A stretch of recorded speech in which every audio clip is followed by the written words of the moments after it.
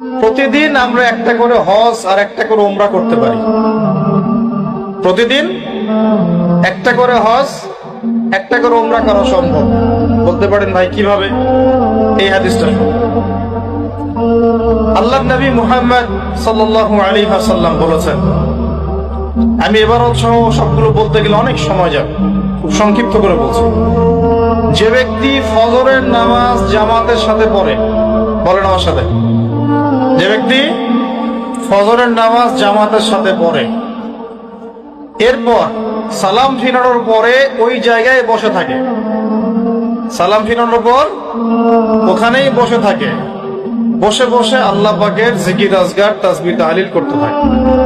ধরেন আপনি আয়াতুল কুরসি পড়লেন, 3 কুল পড়লেন, ঠিক আছে, আপনি সুবহানাল্লাহ পড়ছেন, আলহামদুলিল্লাহ পড়ছেন, আল্লাহু আকবার পড়ছেন, মানে যেগুলো জিকির আজগার, মাসনুন জিকির আজগার, যেগুলো অথেন্টিক প্রমাণিত।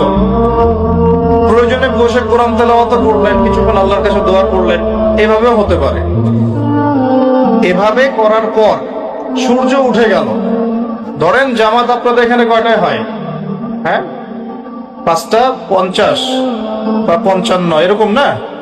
সূর্যোদয় তো হচ্ছে এখন প্রায় 6:30 কি 40-এর দিকে। ধরেন 7টা পর্যন্ত আপনি জিকির আজগার করলেন, নামাজ ধরলেন, ধরে সকাল 7টা পর্যন্ত ওইখানেই আপনি আছেন মসজিদে, জিকির আজগার করছেন, তাসবিহ তাহলিল করছেন, কোরআন তেলাওয়াত করছেন, একটু দোয়া করছেন, ঠিক আছে, এই সময়টা কাজে লাগালেন। সূর্য উঠে গেল, ওঠার পরে আপনি মাত্র 2 রাকাত নামাজ পড়লেন, এই নামাজটাকে বলে ইশরাকের নামাজ। কিসের নামাজ? ইশরাক। এবার আপনি চলে গেলেন, মসজিদ থেকে বের হলেন, নবী সাল্লাল্লাহু আলাইহি ওয়াসাল্লাম বলছেন এই ব্যক্তির আমলনামায় একটা কবুল হজ একটা কবুল উমরার নেকি দেয়া।